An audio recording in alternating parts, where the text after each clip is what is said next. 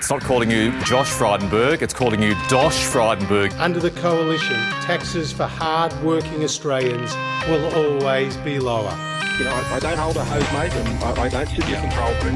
They're answers that only can come from Victoria, I'm afraid, because that's not my job. But I ain't spending any time, though, because in the meantime, every 3 months, a person was torn to pieces by a crocodile in North Queensland.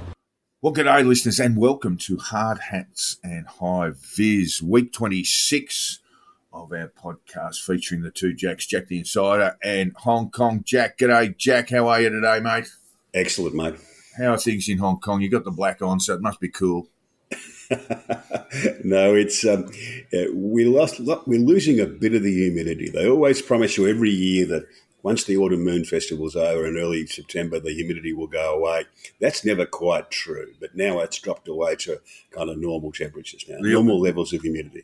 We did talk about the Autumn Moon Festival. That's a public holiday, isn't it, in Hong Kong? Of course it is, yes. In fact, we had one last week, the grave sweeping day. I forgot to mention that. What was it called?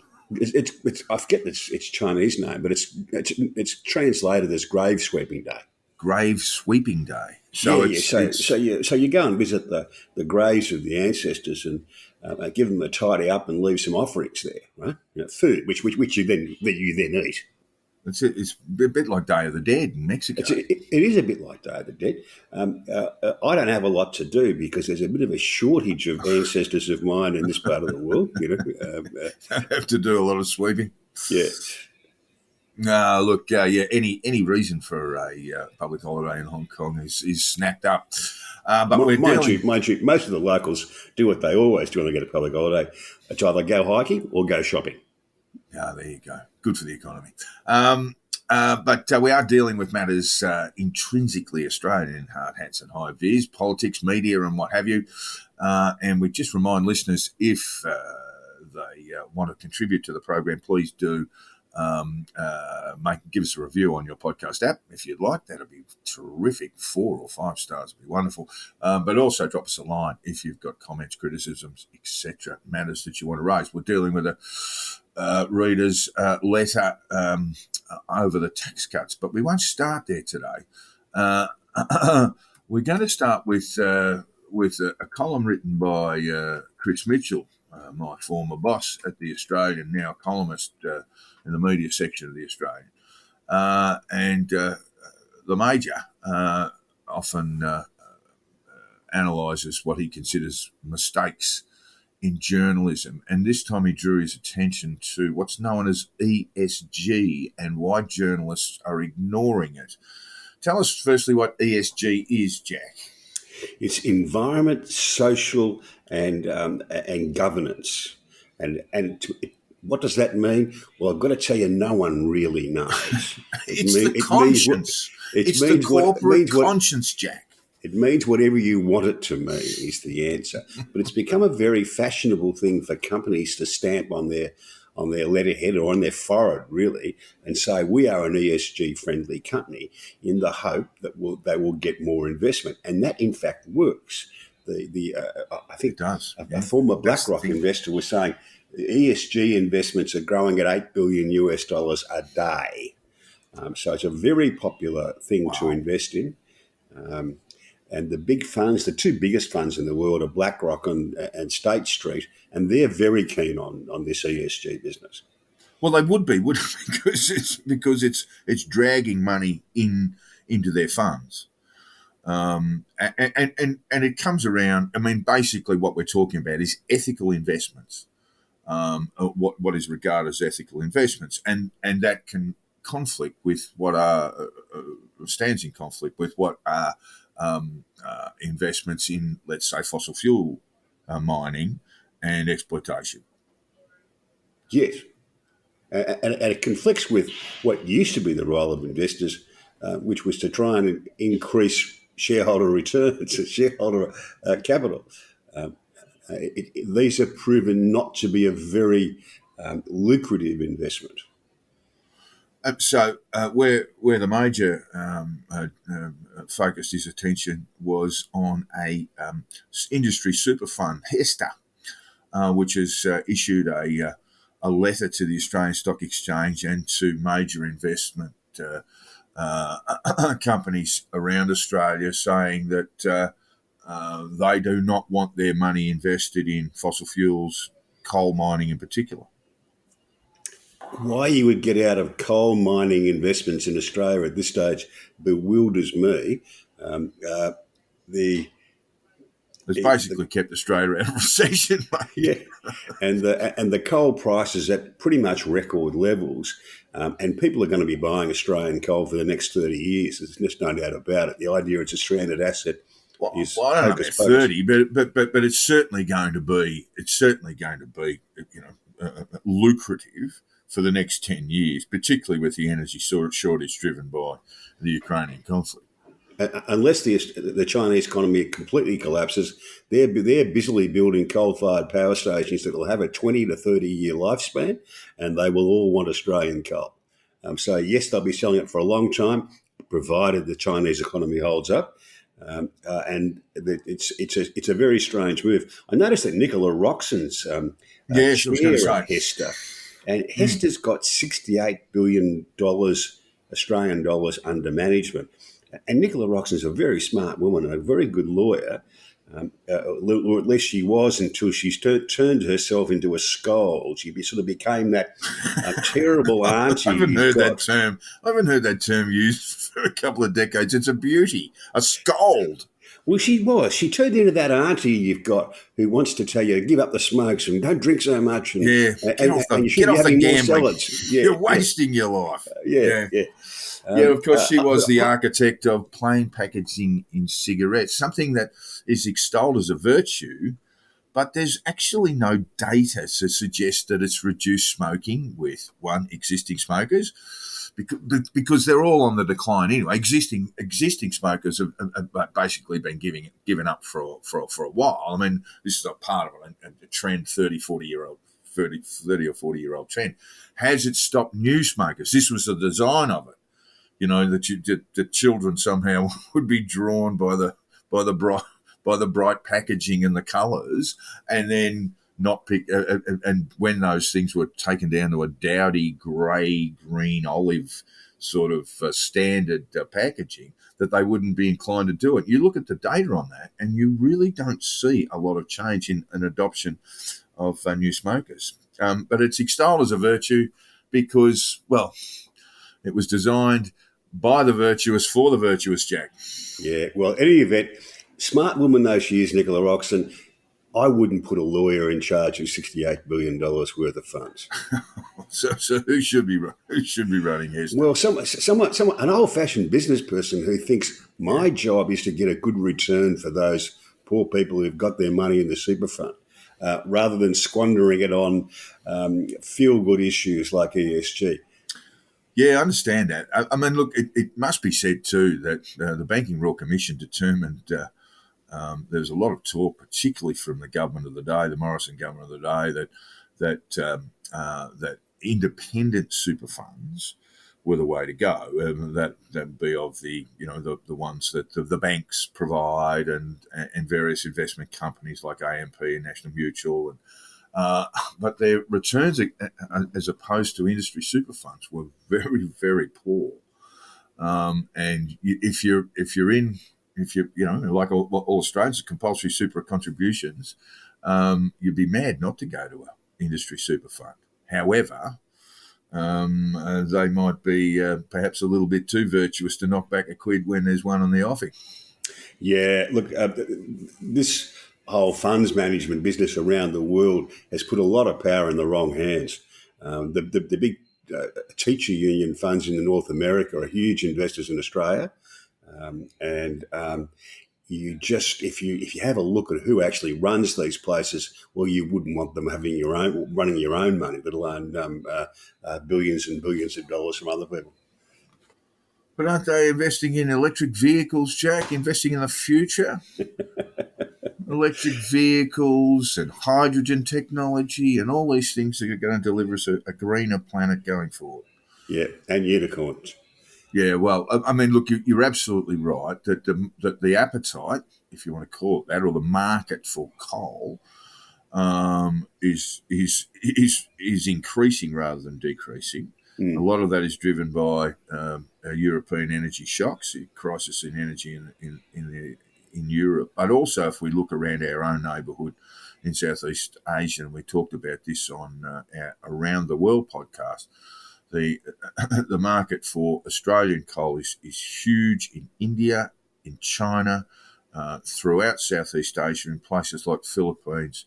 The numbers of coal-fired power generation plants is increasing, not going backwards. Yep. Anyway, right. That's ESG for us. Well, that's ESG. So a quid is going begging there. It has become sort of highly politicised. Matt Canavan says that basically a company like Hester is ignoring shareholder value, something that you have made pretty clear. But they're entitled to make their own decisions, surely. Of course they are. Yes. Yeah. It just should be easier for us to choose where our super fund money goes. Well, yeah, that's an interesting... And the market will sort this out. Someone's going to say, look, we are the fund that just wants to make your money. And they'll be popular. Yeah. Oh, yeah, it is. Look, it's a wholly complicated situation now with climate change, with policies, global policies determined to reduce carbon emissions up to zero by 2050. Then fossil fuels and the mining thereof and the exploitation thereof and the use of are going to become ultimately less used, particularly in the Western world. Yeah, you're not so sure? No, I think that'll run up against people have, as it will in Europe this winter, run up against the choice people will face of, do you want to be cold, not have a job to go to because the factory can't run, or do you want to achieve some magic target? And they'll say, forget the target, I want to be warm and I want a job. Yeah, okay, all right. Well, there certainly is a huge market for coal. As I said, basically mining royalties have kicked in a fair amount of Commonwealth revenue this year, particularly from coal and iron ore. And while China keeps its economy growing, and it's pretty tepid at the moment, but also in the sort of powerhouses of Southeast Asia, Australian iron ore and Australian thermal coal will be required. But that leads us now to the tax cuts, the stage 3 tax cuts. It's become a bit of a gorilla on the government's back, with the Prime Minister Anthony Albanese on the weekend saying he wants to implement the policies Labor took to the last election, but is refusing to rule out amending stage 3 tax cuts in this term of Parliament.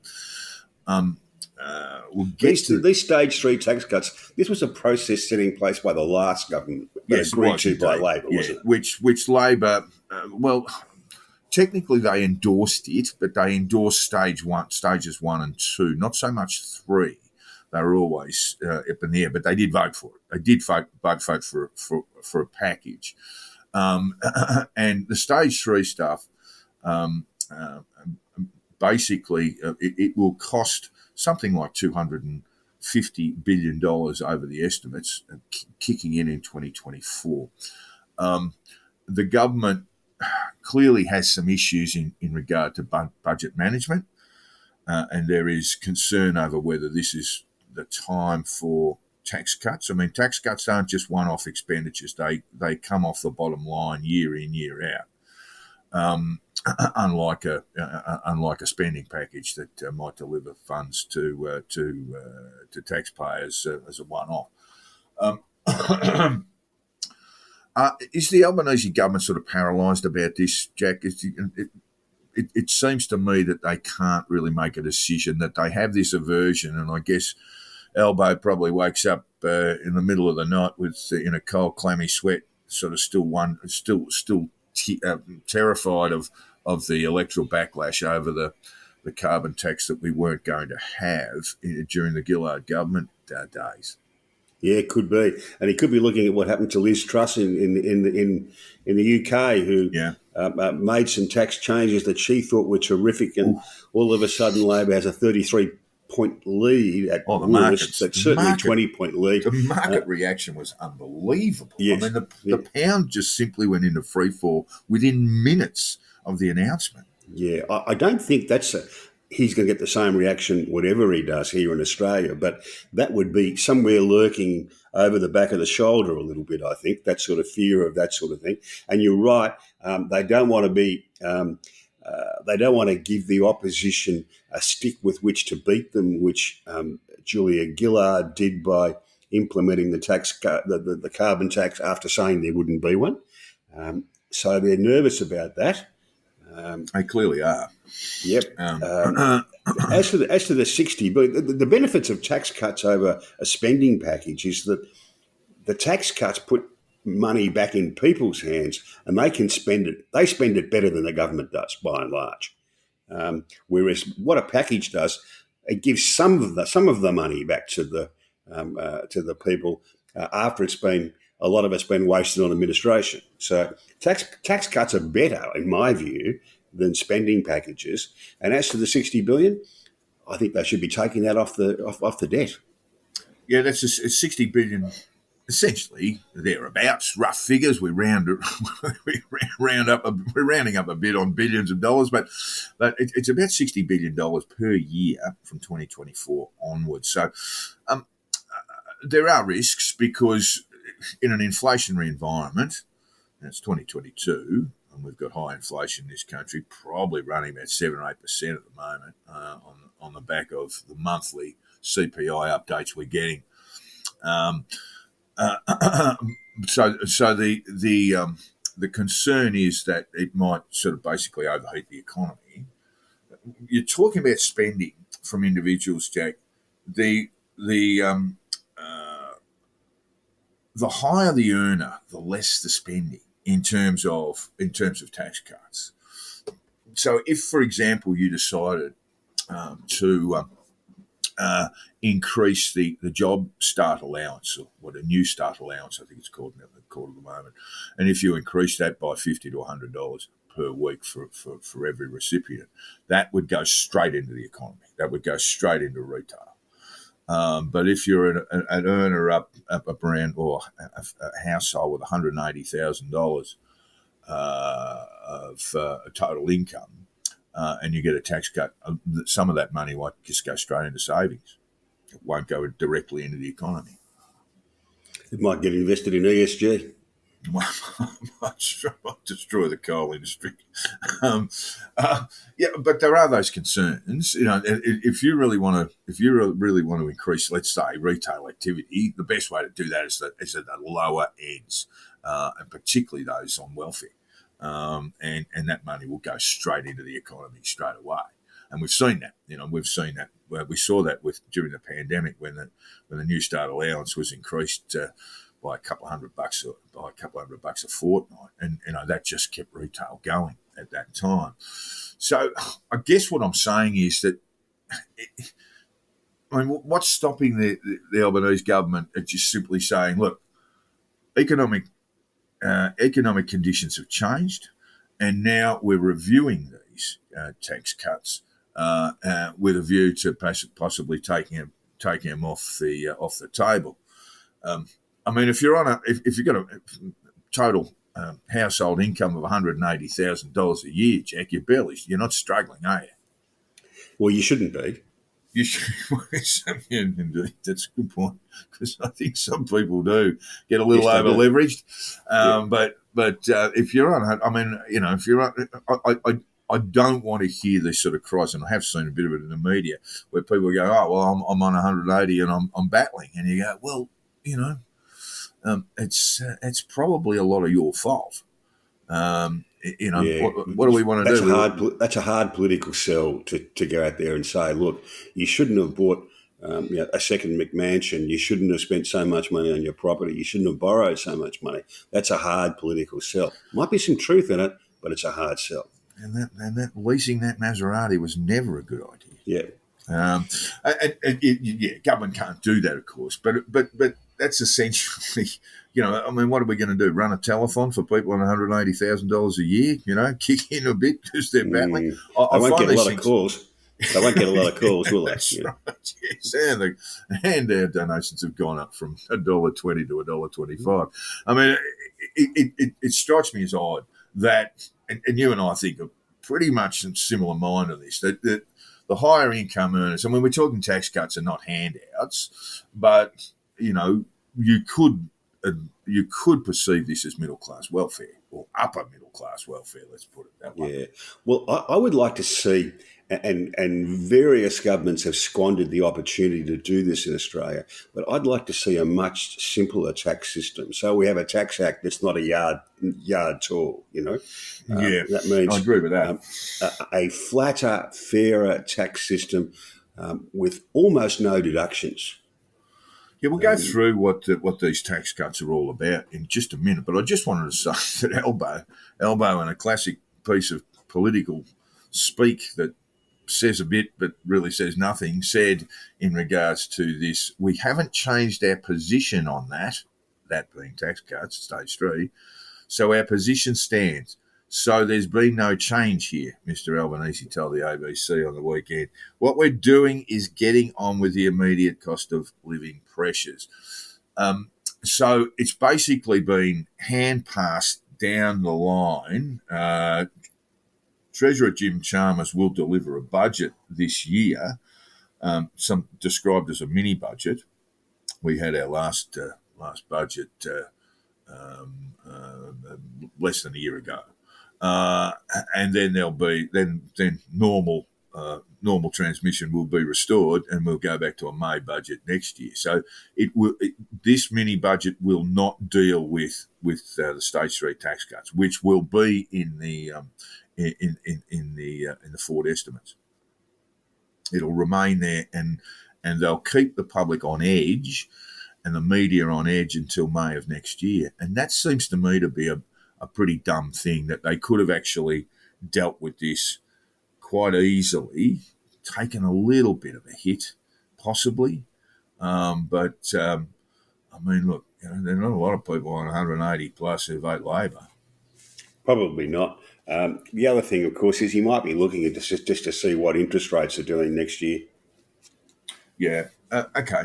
All right. So we just want to talk about what they are. So the current tax regime is that workers pay 19% tax on each dollar earned between $18,201 and $45,000. 32.5 cents in the dollar on any dollar earned between $45,000 and $120,000.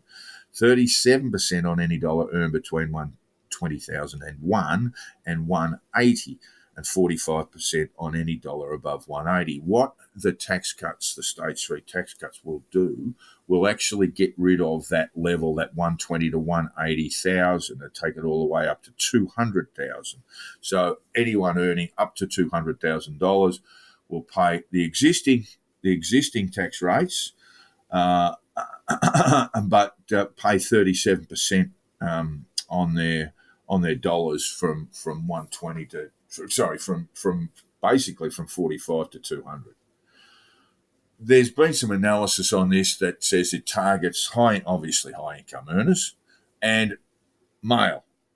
That it's skewed towards men who presumably, and we know this, earn more money than their female counterparts, Jack.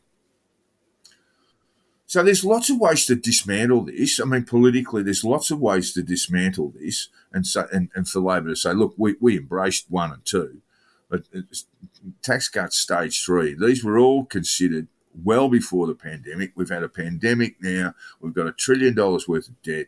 We can pay down debt, at $60 billion a year from 2024 onwards for the next 4 years. Or we can use that money or part of it to spend in other ways, or to give people some benefits in other ways. I actually see this as a huge opportunity for the government.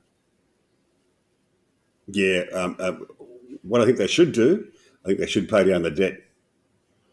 I think they should be spending a fair bit on that. And just imagine they don't have to do it all. They don't have to put 60 odd billion or rounding up to 60 odd billion per year into debt management. But what they can do is put a portion of it aside for that, and then say, look at our economic management credentials.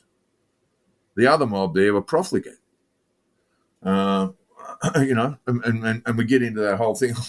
One of the great mysteries of the Australian political theatre over the last 10 years is that debt and deficit, Commonwealth debt and deficit, was absolutely toxic 10 years ago, was a toxic matter for Labor and a tool to beat Labor around the head from the Abbott, Turnbull, Morrison governments. And now no one in the coalition talks about it. You can take them to pieces. I reckon you can tear Dutton apart. I just want to get to one of our listener letters here. This is from a man you'll probably know, Jack, Baseman. And Baseman writes, Albo should abandon the $243 billion stage 3 tax cuts, that's over 4 years, that will flow in the main to the nation's highest paid workers. Again, no dispute there. This view is held by most economists and even some members of the opposition. The tax cuts were made when we had less debt and with a surplus on the horizon, according to the then Treasurer Josh Frydenberg. In the present economic climate and with $1 trillion debt, the tax cuts are unsustainable, Baseman writes. Albo's main concern is with breaking on election promise and being wedged by Peter Dutton. On the eve of the 2013 federal election, Abbott promised no cuts to education, health, the ABC, SBS and no changes to pensions. He not only broke those promises, but many more. The looters, I think he's talking about the coalition there, Jack. I think he's making his political affiliation fairly widely known. He's been using that. He's been using that term on your blog since the turn of the century. Oh, maybe even earlier. The looters went on to win elections in 2013, 2016, and 2019. He's saying it had no impact. I mean, it did have impact. The Abbott promises, but they did go on to win the next election, albeit not with Tony Abbott in the top job. Quite clearly, Baseman goes on to say, breaking one election promise does not necessarily guarantee defeat at the 2025 election. That's true. Albo should try and convince Dutts to act in the national interest. Oh, good luck. And in an era of bipartisanship, renounce the tax cuts. I don't think Peter Dutton's going to be doing that. I think he's encapsulated the political issues there pretty well. I mean, it's not as if Dutton is like the drowning man who's just clinging to the buoy, and tax cuts stage 3 is the buoy. I mean that's all they got right now, isn't it? I think what our old pal Bassman is doing is suggesting that the Prime Minister should hand the opposition a stick and then say, "Please don't beat me with it." Please don't hit me with this. Don't hit me very hard. You can hit me a couple of times, but not hard. Good luck with that. I just see this as a huge opportunity. Meanwhile, Monique Ryan, one of the Teal independents, has said that the government is now wedged between a rock and a hard place. She believes the government should rescind the cuts because they were legislated and committed to before soaring budget debt, cost of living and inflationary pressures, which is pretty much the point that Baseman makes. I think people understand that a government's role is to respond to the challenges that it has in front of it, she told ABC Breakfast last week. It was last week. I think people understand that these tax cuts were legislated at a time before we had $1 trillion in debt and before we saw the cost of living and, in fact, inflationary pressures on the economy that we're seeing at the moment. A lot of the economists are talking about the fact that by 2024 we won't have these inflationary pressures. That's fairly optimistic, isn't it? That's optimistic. It is fairly optimistic. So what you could be doing is working on the CPI, getting inflation down, and then delivering these tax cuts and seeing it rise again. Indeed, I think they should be. As I say, I think the money should go towards paying down that debt. Well, what I'd say is that the government has $60 billion a year starting in an election, in a pre-election year and into an election year, that it can use in all manner of ways to promote itself as a solid economic manager, but with a heart. So address some social justice stuff. Maybe we look at a rise in the Job Start or New Start allowance. This is something that's pretty much embraced across the board. That the New Start allowance plunges people into poverty. We don't have many people on it at the moment. We've got very high rates of employment, and that's another good thing for the budget going forward. But maybe just adjust those sorts of things, those really desperate social welfare payments, and you'd see that just kick straight into the local supermarket. People eating better, people not skipping meals, all this sort of stuff. I just think that they've got a whole raft of opportunities to do this, and rather than it being a potential threat, they should see it as a huge opportunity. Well, that would be better. I mean, increasing the New Start allowance would be better than coming up with some new boondoggle to give middle-class people a handout.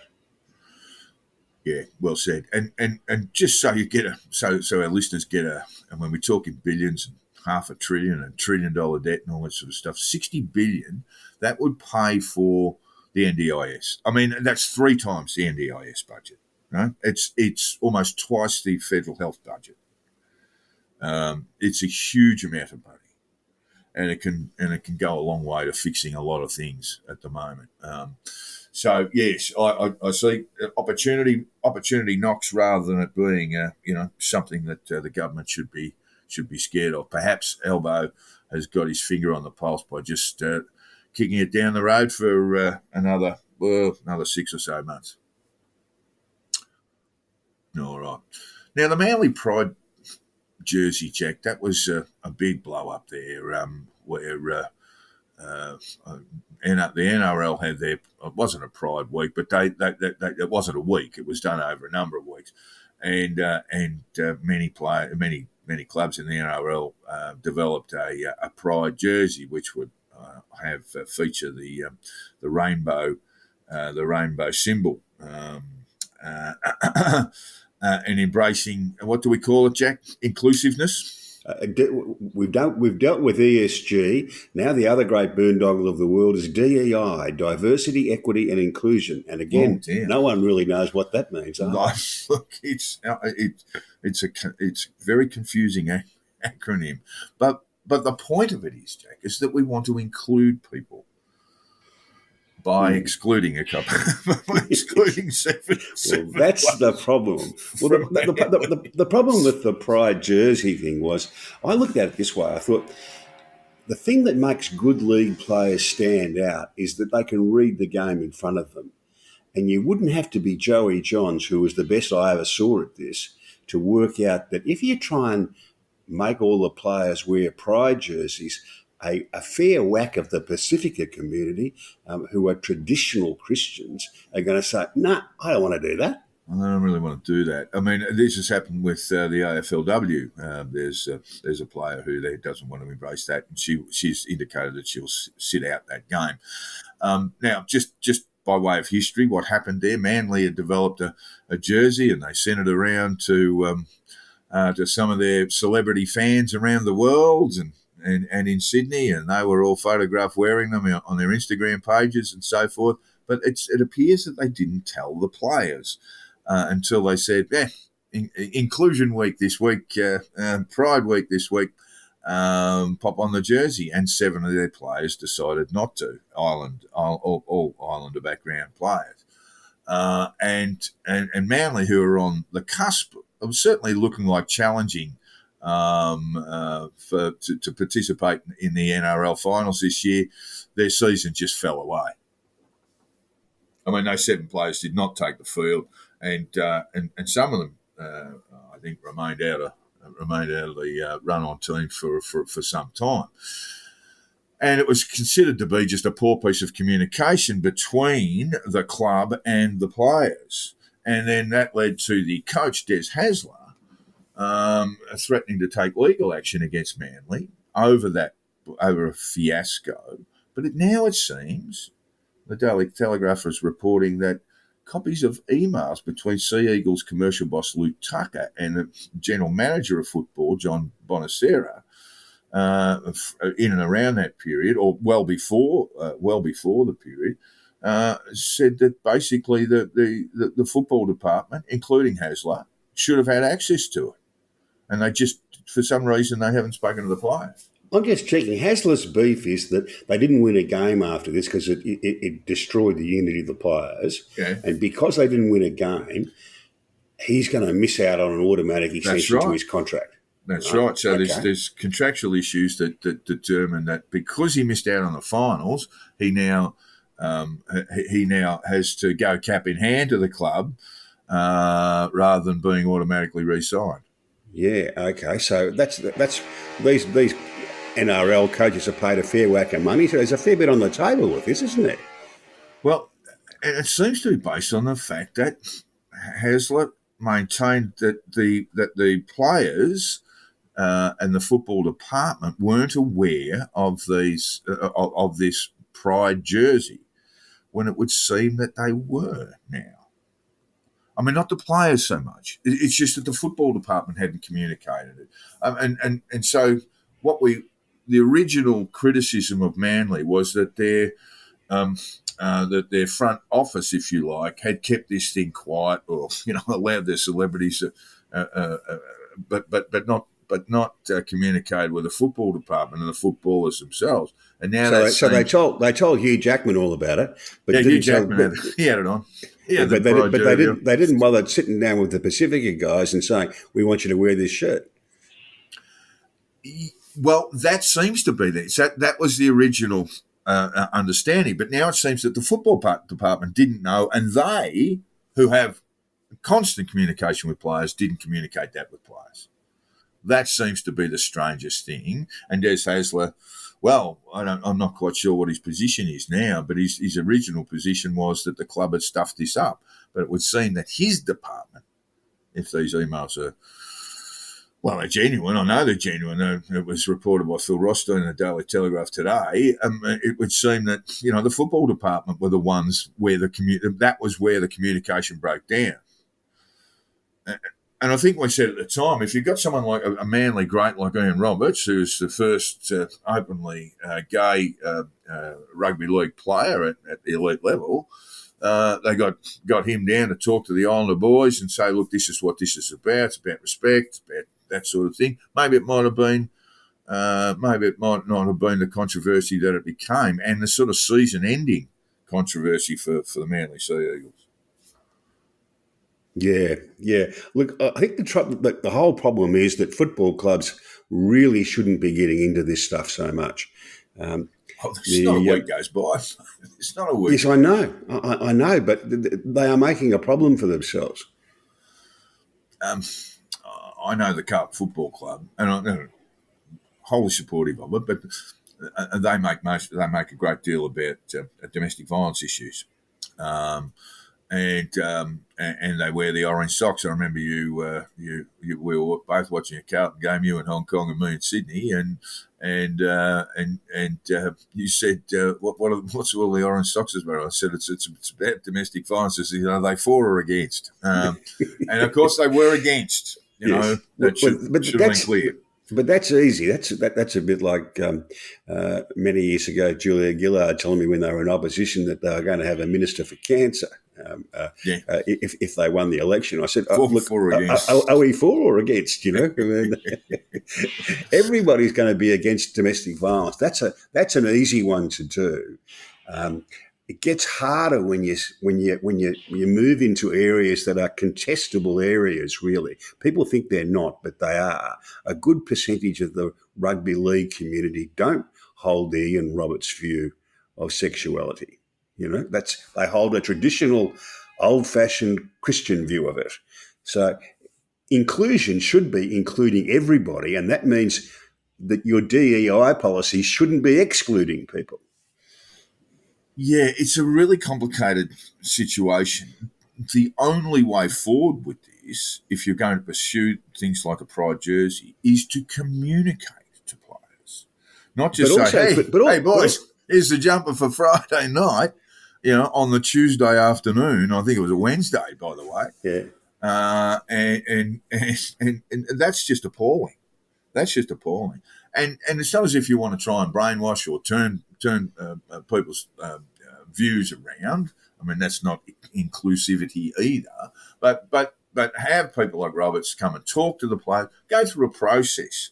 So there's at least proper, open and reasonable communication between player and management. But that process is not just Roberts talking to them and telling them what he thinks. You've got to listen to what they say. Yeah, and absolutely. Maybe you've got to come to a compromise, because not all of these issues are. It's not like domestic violence. Everyone's against that. It's not like cancer. Everyone's against that. These are views. These are issues where people have different views. And if you're going to have a proper diversity, equity, inclusion policy, you've got to include everybody. Well, here's where it all sort of fell down. So we have commercial boss Luke Tucker at the Sea Eagles. We have general manager of the football department, John Bonacera.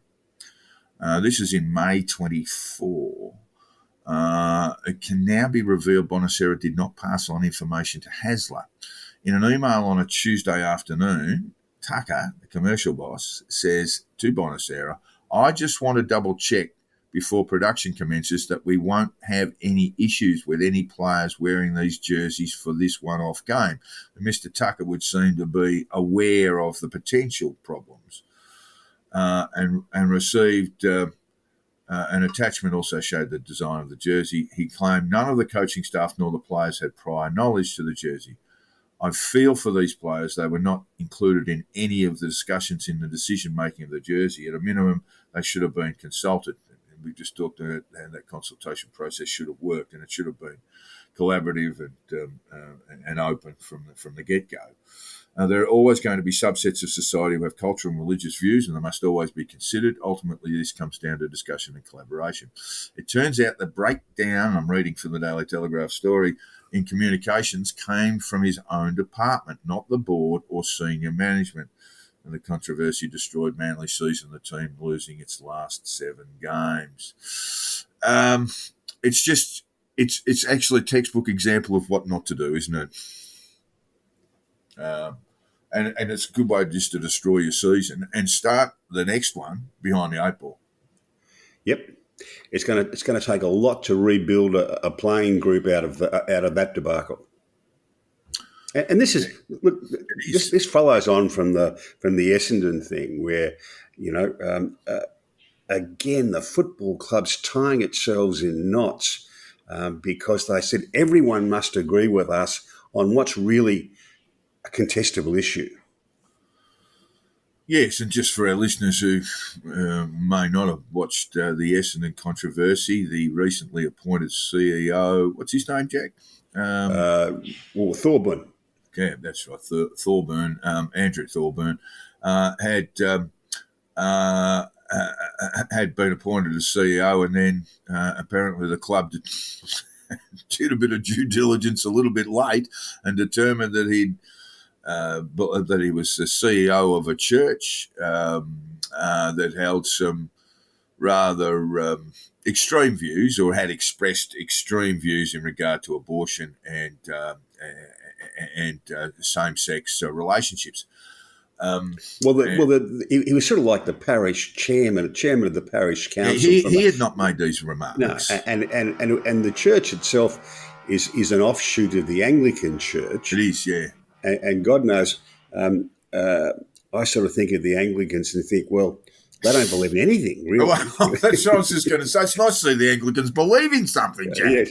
Yes. So that's why it's an offshoot, I suspect, because they do believe in a few things. You grab the Archbishop of Canterbury and say, look, do you believe in the resurrection? Well, some days. That doesn't sound quite right. So it's nice to see the Anglicans believing in things.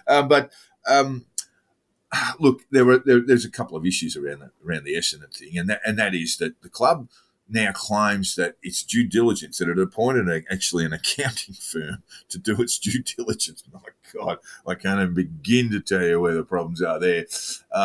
Who simply just don't have the skills to do those things. I mean, they could do a Google search like we all could, but they would have found this stuff because the journalist who uncovered it at the Herald Sun, it took him about 4 seconds apparently. So there was no due diligence undertaken by the club. And that's the sort of work that would not be done by an accounting firm. It would be done by, a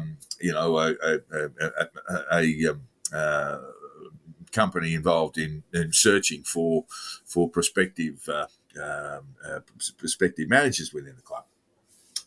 So they got all that wrong, and then they basically hired the CEO who, well, sacked the coach, came in, sacked the coach, and they started a search for a new one, and they've got one now. But it seems like they're all over the shop, by the way. I mean, they just look like if you ask me to pick you a wooden spurter for next year, it'll be Essendon. No, I think they'll go better than that. I think Brad Scott will do a pretty good job, and they've got a pretty good young list. There's lots to like about them, but I don't know. I mean, I just think if you got the front office wrong, you're gonna. Well, they've got time to get that. They've got time to get that right. The real problem with this is that the progressives today think that history runs always in the right direction. It doesn't go backwards and forwards, and that whatever they think is better than what their parents think. And this is just wrong. I mean, we grew up in a time of bigotry. There was plenty of bigotry when we were young. It was religious bigotry, and we're going back to those days. We thought we'd gotten rid of religious bigotry, but now we're going back to those days. Oh, there's plenty of bigotry in other respects, of course, too, Jack. I mean, homosexuality was criminalised, abortion was criminalised. I mean, there was plenty of bigotry all the way around. Look, I just really want your lawyer's view on this, Jack.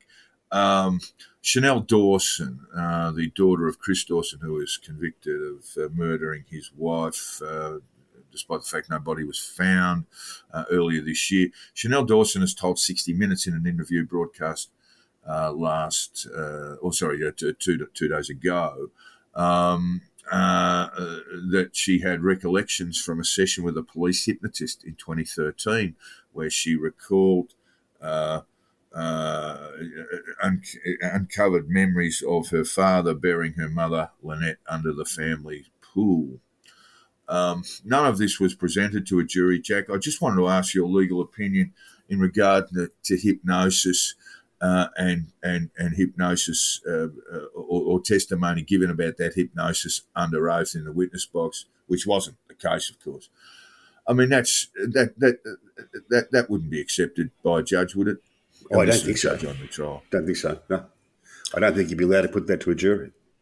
No, and it certainly wasn't. I haven't kept myself up to date on that, so it's not an area I've ever practiced in much, but I would be very, very surprised. Well, a defence counsel, even if it was considered admissible, and I have very serious doubts, but if it was considered admissible, a defence counsel would simply rip it apart. Well, we've only got to go back to the debacle with the recovered memory cases with sex abuse in the home to think about how bad that went in the end for the proponents of it. Yeah. So what do, Jack? Very quickly, do they dig up the pool? Because they did do a lot of excavation around the old family home. Do we do that? Oh, gee, I don't know. Do you dig up someone's backyard and pool? And how do you bury something under the pool? I'm only presuming, and I did see the testimony. It was very, very unclear, but you've got sort of filter box and things like that to go in perhaps a little bit later. And I'm just thinking that was my sort of take home from that.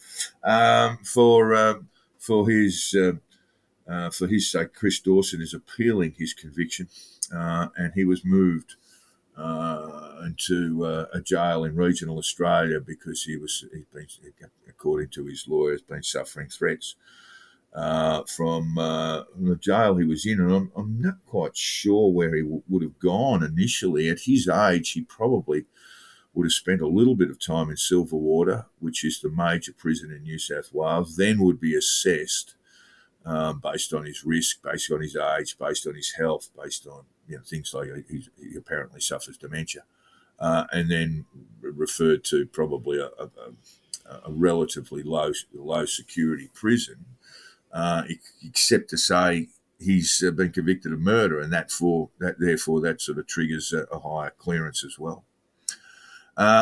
Interesting stuff. I mean, I honestly think this is going to continue to fascinate people for a very, very long time. AFL trade period, Jack. Can you keep up? Can you keep up with what's going on there? I haven't even tried. Too complicated for me. It's just incredibly complicated and hard to keep touch. Even as a sort of club where you go, okay, well, I know Essendon the Bombers picked up Will Setterfield, which would be good pickup for them, actually. I don't know that there was going to be a lot of opportunities for him at Carlton going forward. So he got snapped up for in return for he's a much better fit at Essendon. Low draft pick. I had a look at it this week and thought it was so complicated. I thought my old comrades of the Victorian Socialist Left were running it. This is the sort of thing that they used to do with their how to vote cards, so that you could work out exactly who would get in which spot. It's hard to know. So we've got North Melbourne, who drafted the number one draft because they finished on the bottom in 2020. And finished on the bottom again 2021, 2022. But they get the first draft pick, and they use that pick to pick who was the absolute standout player, junior player at the time, Jason Horne-Francis. He's the son of Fabian Francis, the former Port player, isn't he? I believe so. Yeah. A long pedigree in footy in South Australia. Came across, didn't really set the world on fire. That's probably not down to him because he was, playing at a club that was battling. They sacked a coach midway through the season and had all sorts of problems. And now he's gone. But he's gone. They will have North Melbourne losing this, highly acclaimed player will go to Port Adelaide. Horne-Francis will go to Port Adelaide. And they will in turn get 2 high picks and this year's number one into picks 2, 3 and a Port Adelaide future first rounder. So they'll. I mean, I guess you could say what you would say to North Melbourne supporters and members is we're going to have to require you to be patient just for one more year because we've lost the number one draft pick. It probably ended up the right way for the club, I must say, and hopefully for the player too. Once they're going to have to wait, They put off one season development of one highly ranked, highly credentialed individual, and now they're going to start it all over again. Perhaps the club wasn't the right fit for him when he arrived. I think the club was in was a bit of a shambles when he turned up. Perhaps the wrong bloke was coaching. A few other problems with the club. He didn't seem to fit in, didn't seem to make the required effort. It wasn't working. And if the problem with that is the bloke doesn't want to be there, then the answer is get the best deal you can and let him go. Yeah, I think that's kind of what happened in the end. A number of things that will happen this week is that Luke Jackson, a Melbourne Premiership player, will be ruckman and highly talented fellow, is going back west. That was always his indication. The Dockers have offered pick 13, Jack, and a future first-round selection for a Premiership ruckman. You've got to be kidding. You wouldn't pay any attention to that. Brodie Grundy, Jack, probably one of the best big men in the game, not so long back, has missed a lot of footy. He will go to Melbourne to replace Luke Jackson, provided that deal can get done. Melbourne, again, are playing hardball and not offering very much to Collingwood. You've got Josh Dunkley, whose old man played for the Swans, and he wants to he's off to the Lions if they can make that work. But again, everyone's playing hardball. Junior Rioli from the West Coast Eagles has now been transferred to Port Adelaide as part of that whole North Melbourne Horne-Francis deal. And Jacob Hopper is a midfielder from the GWS Giants who's very keen to go to Richmond, but the Giants are playing hardball there. So they basically play very hard to get for a while.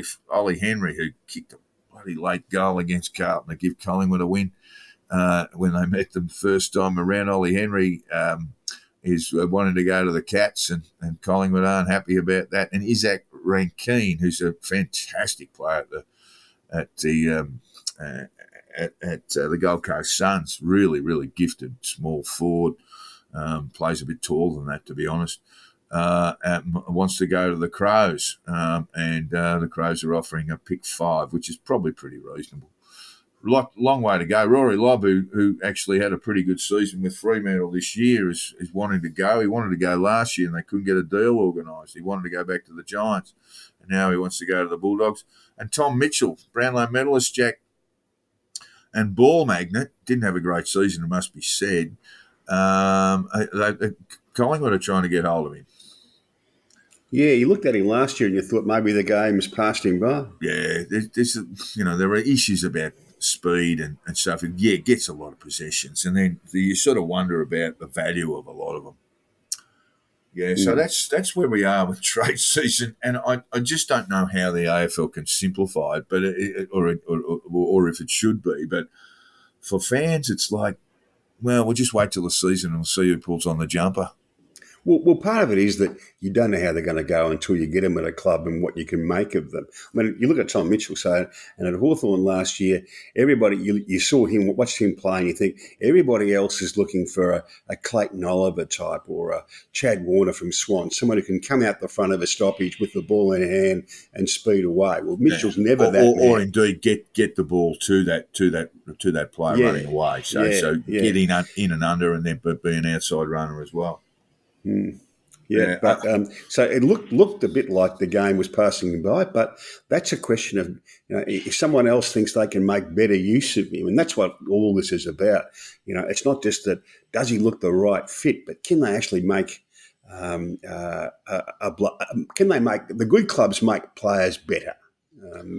That's the thing, isn't it? That's the measure of a good club culture, of good club management, having all their ducks in a row, from the front office all the way to the coach and list managers and those sorts of people, recruiting people, whether they can make players who've made a mark in AFL better. That goes. It's not just with AFL. That goes across the board. The good clubs actually take okay players and make really good players out of them. Yeah, indeed. And it is cricket season, of course, Jack, so perhaps we shouldn't be deliberating so long on AFL. It's a long time until that season recommences, February of next year. I think it's March, actually. Although the draw's not out, but it will be March. We've got the T20 World Cup deferred due to COVID. It's now being played in Australia. It starts on the 16th of October, where you've got a bunch of the lower level teams around the world playing in the tournament to qualify against the established cricket nations. That's always good fun.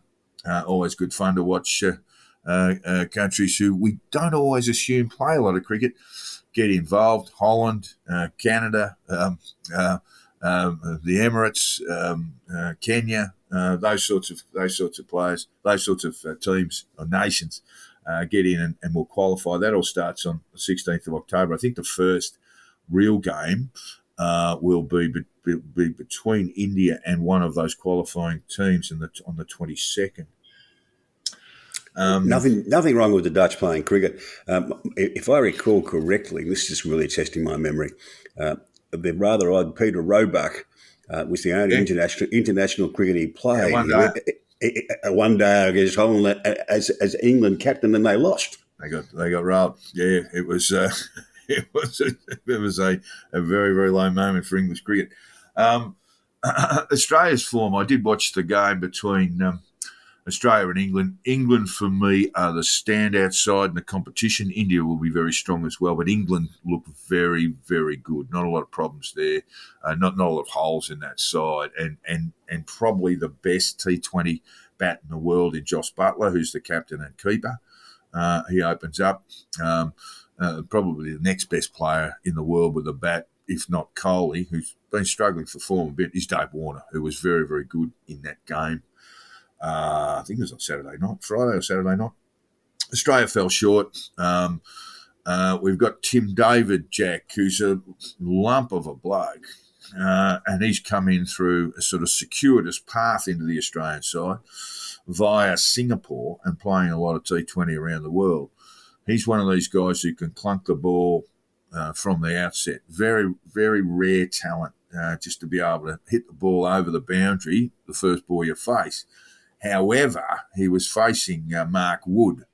Who's quick. When he came. He's a little bit slippery, bowls high 140s, 150s. And David was trying to hit him out of the park and was out 2 or 3 balls later. And in fact, he was out the last ball of the over, and the commentators were saying perhaps he just needed to play that out. But I don't know. With a player like David, I think you've just got to say, if you see the ball and you want to hit it to the boundary or over it, just do it. I think that's why he's been picked in the side. So I saw a bit of Wood during the English summer, and he's pretty quick. So tell me, is Finch in the side on the Mike Brearley rule because he's the captain? He got a 50 against the West Indies. He didn't get many. He's back opening. He'll be back opening in Canberra in game 2, which I think is Wednesday night, and that will he'll be opening with Dave Warner. I think it's certainly a vulnerability. And what we saw, Australia were very, very good against the West Indies, but when it came to England, who are I think the standout side in the competition, they battled a bit there. They're still very competitive against England, but England just looked to be a little bit better for mine. So we've got all that. I tend to get interested in World Cups when they actually start, and probably about the semi-finals time, really. There's a lot of T20 cricket being played as sort of precursor stuff. England's played a lot against Pakistan. They'll play a little bit more in warm-up games before we get underway. Way too much of it played, in my view. Well, there wasn't a lot of international T20. There generally isn't a lot of international stuff because it makes way for the IPL and Big Bash and what have you. So this is just one of these times where there's a lot of warm-up cricket. If you ask me, there's probably a little bit too much 50-over stuff. Yeah, too much of all of it, really. They've got to rely on a bit of scarcity to get it to make it work. It's going to be a fairly, desultory summer. We can't always have Ashes test contests in Australia, of course, but and we certainly aren't this summer. We've got the South Africans, we've got the West Indians, and from memory, I think we have a competition with the Indians later. So it's not a huge summer of Test cricket we might have hoped for. And by way of compensation, you'll have the T20 World Cup and then plenty of the Big Bash, mate. It's like wallpaper. Put it on. Next Australian winter, Australia goes to England for an Ashes series, which will be jammed into about 6 weeks, I think. Yeah, so that they can have no test in August. So they can use the August school holidays for the 100, their rather absurd version of T20. Look, there's two ways of looking at this, and one of them is that, this sort of mass market, sort of slightly trashy form of the game, it should never come second to Test cricket. The other way of looking at it is that this is the way to engage young people in cricket, who then go on to form an affiliation with the longer forms of the game. But it is. Look, I guarantee you won't see worse cricket played than a desultory T20 where, let's say, the side bats first and makes makes or gets rolled out for 100, and then the other side just comes in and bats for 10 overs and makes the total. It actually gets quite boring, T20. When it's not close, it's boring. I did, however, Jack, watch the European Championship. And I did see Luxembourg take on and just fall short against France. It was a rather wonderful thing, played in Spain, of all things. And I was watching the cricket there and going, and I know we all have this sort of amplified view of our own careers, but I was watching these guys play and said, yeah, I was a bit better than them. I'm surprised they could find a dozen Luxembourgese to take the field. I did watch the nationalities, and they seem to be all from the subcontinent. I did wonder, because Luxembourg is not an open immigration society. I did wonder where they'd all come from, but they needed about I think they needed about 14. No, they needed 20 off 12 balls, and their number 8 bat just swung and missed for an entire over. It was very, very funny. And then when his bloke down the other end managed to get hold of one, there were missed fields and all sorts of rubbish going. And France ended up winning, and I think might have gone on to win the tournament. But looked at it, and went, I definitely play better cricket than this. Yeah, well, our local Hong Kong team here, our local Hong Kong cricket here is or a big percentage of South Asians. Yeah, and it didn't surprise me that the same was the case with France as well. Good on them representing their country, and that leads us to only say goodbye to our listeners, because we've wrapped up the program here in a lousy hour or so, and got through some very serious issues confronting the Australian government, the Australian public. And we thank you for your time. Jack, thank you so much for your views today. Always a pleasure, Jack. And we remind our listeners to drop us a line if you want to make a comment, make a criticism, ask a question, indeed, whatever you want to do. And you can get hold of me at Jack the Insider, and my DM's are always open, or drop us a line at the Conditional Release Program at gmail.com. Thanks a lot, listeners. We'll see you next week. Cheers.